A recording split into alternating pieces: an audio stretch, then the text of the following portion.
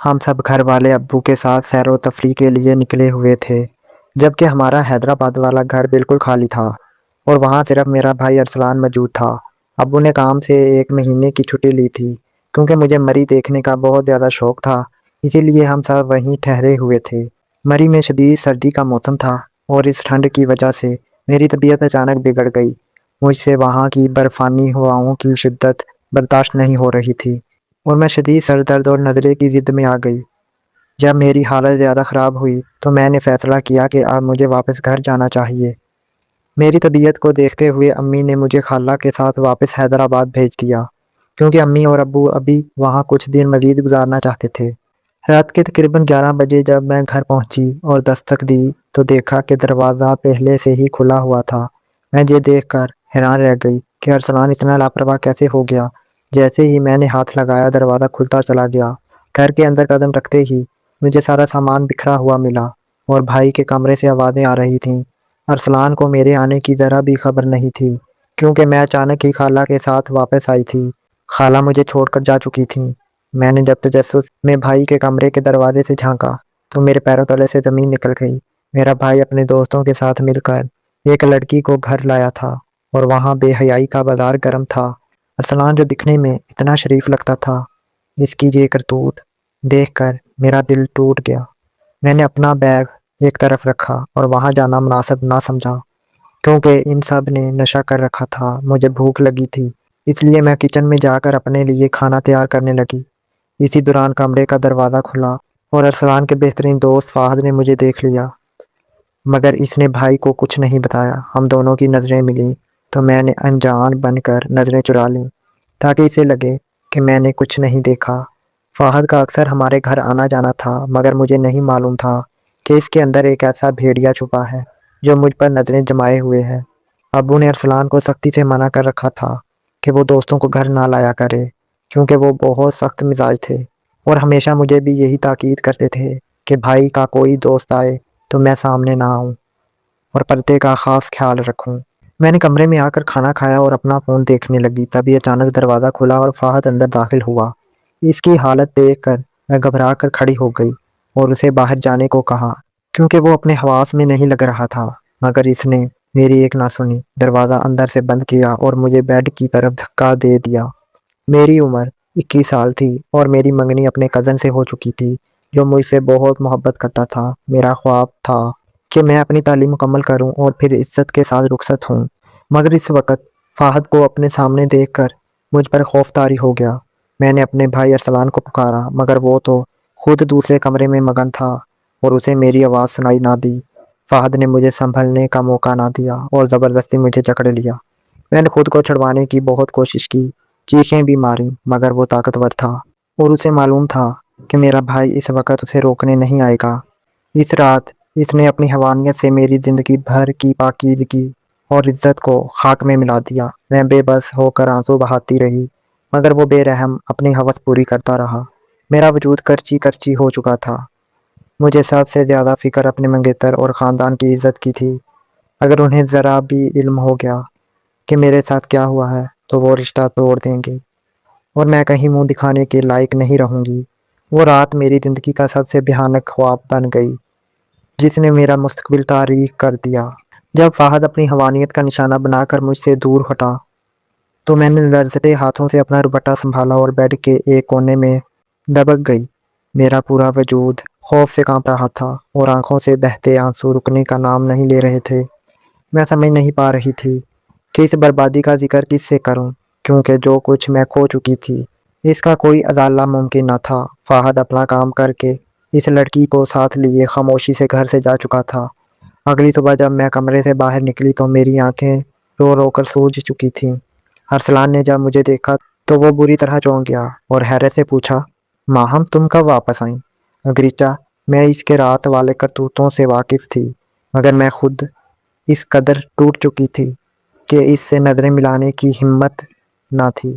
میں نے نظریں جھکا کر بس اتنا کہا، میں رات ہی آ گئی تھی اور تھکاوٹ کی وجہ سے اپنے کمرے میں جا کر سو گئی تھی۔ وہ تھوڑا پریشان تو ہوا، مگر اس نے میری بات کا یقین کر لیا۔ میں نے بوجھل قدموں سے کچن کا رخ کیا اور اس کے لیے ناشتہ تیار کیا۔ ارسلان ناشتہ کر کے کسی کام سے باہر چلا گیا اور میں اکیلی صوفے پر بیٹھ کر اپنی بربادی پر آنسو بہانے لگی۔ آج میرا دل کسی کام میں نہیں لگ رہا تھا۔ میرا معمول تھا کہ میری ہر صبح کا آغاز اپنے منگیتر سے بات کر کے ہوتا تھا، مگر آج میں سوچ رہی تھی کہ کس منہ سے اس کا سامنا کروں۔ وہ میری آواز سن کر ہی میرے موڈ کا اندازہ لگا لیتا تھا۔ میں نے آج تک اس سے کوئی جھوٹ نہیں بولا تھا، تو پھر زندگی کی اتنی بڑی سچائی اس سے کیسے چھپاتی؟ اسی خوف اور شرمندگی کی وجہ سے میں نے اس سے بات کرنے سے گریز کیا۔ میں بھی اسی ذہنی کشمکش میں مبتلا فون کو تک رہی تھی کہ اچانک دروازے کی گھنٹی بجی۔ میں نے سوچا شاید ارسلان واپس آ گیا ہے، مگر جیسے ہی میں نے دروازہ کھولا، فہد تیزی سے اندر داخل ہوا اور مجھے زوردار دھکا دیا، جس سے میں زمین پر جا گری۔ اس نے فوراً دروازہ بند کر کے کنڈی لگائی اور مجھے خاموشی سے کمرے میں جانے کا اشارہ کیا۔ میں اس وقت گھر پر بالکل اکیلی تھی، اس لیے اس کی دھمکی کے آگے بے بس ہو کر کمرے کی طرف چل دی۔ کمرے میں پہنچتے ہی وہ گراتے ہوئے بولا، میری ہر بات چپ چاپ مانو، ورنہ میں تمہیں پورے خاندان میں اتنا بدنام کر دوں گا کہ تم کہیں منہ دکھانے کے قابل نہیں رہو گی۔ میں پہلے ہی اس کے ہاتھوں اپنی زندگی کی سب سے بڑی پونجی لٹا چکی تھی، مگر مجھے یہ اندازہ نہیں تھا کہ وہ دوبارہ اتنی گھٹیا حرکت کرے گا۔ اس نے طنزیہ مسکراہٹ کے ساتھ بتایا، میں نے ہی ارسلان کو فون کر کے باہر بلایا ہے اور اسے ایک کام میں الجھا کر جہاں آیا ہوں تاکہ سکون سے تمہارے ساتھ وقت گزار سکوں۔ اس نے بے رحمی سے میرے بازو جکڑے اور مجھے بیڈ پر دھکا دے دیا۔ پچھلی رات کا زخم ابھی تازہ تھا کہ ایک بار پھر مجھ پر قیامت ٹوٹ پڑی۔ وہ درندہ میری مجبوری کا فائدہ اٹھاتا رہا اور میں بے بسی سے آنسو بہاتی رہی۔ جب اس کی ہوس مٹ گئی تو وہ مردہ ضمیر انسان وہاں سے چلا گیا۔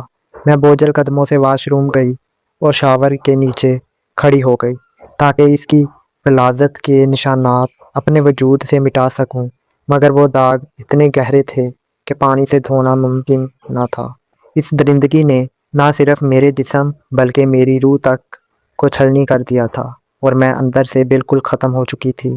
میں نے فوراً امی کو فون کیا اور روتے ہوئے کہا، امی میری طبیعت بہت زیادہ خراب ہو رہی ہے، آپ پلیز جلد سے جلد گھر واپس آ جائیں۔ میری آواز میں چھپی تکلیف محسوس کر کے وہ پریشان ہو گئیں اور اگلے ہی دن شام تک امی اور ابو گھر پہنچ گئے۔ ابو مجھے اس حال میں دیکھ کر بہت زیادہ فکر مند تھے۔ وہ مجھے فوری طور پر ڈاکٹر کے پاس لے گئے، جہاں معائنے کے بعد پتہ چلا کہ میں شدید بخار میں مبتلا ہوں۔ ڈاکٹر نے کچھ دوائیں اور ڈرپس وغیرہ تجویز کیں، مگر میرا اصل درد تو وہ تھا جس کا علاج کسی معالج کے پاس نہیں تھا۔ میں کس منہ سے امی کو وہ سب بتاتی جو مجھ پر بیت رہی تھی۔ امی ابو کے آنے سے میرے دل کو تھوڑی تسلی تو ملی، مگر میرا اندر اجڑ چکا تھا۔ میرا بھائی جس غلط راستے پر چل نکلا تھا، اس کی بھاری قیمت مجھے چکانی پڑی۔ یہ دنیا واقعی مکافات عمل ہے، جہاں انسان کے کیے ہوئے گناہوں کا خمیازہ کبھی کبھی اس کے اپنوں کو بھگتنا پڑتا ہے، اور یہ حقیقت اٹل ہے۔ ایک ماہ بعد مجھ پر ایک اور بڑی قیامت ٹوٹنا باقی تھی۔ جب میری طبیعت مسلسل خراب رہنے لگی تو امی مجھے دوبارہ ڈاکٹر کے پاس لے گئیں۔ وہاں معائنے کے بعد جب رپورٹ آئی تو پتہ چلا کہ میں بن بیاہی ماں بننے والی ہوں۔ یہ خبر سنتے ہی میرے پیروں تلے سے زمین نکل گئی اور میری ماں پر بھی جیسے آسمان ٹوٹ پڑا ہو۔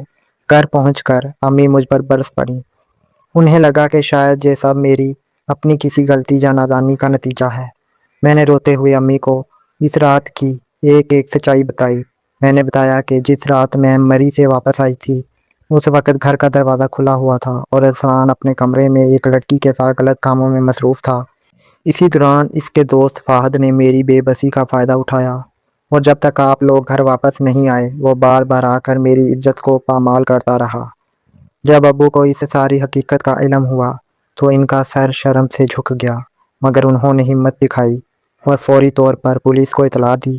فہد کو گرفتار کر لیا گیا اور اب وہ جیل کی سلاخوں کے پیچھے اپنے گناہوں کی سزا کاٹ رہا ہے۔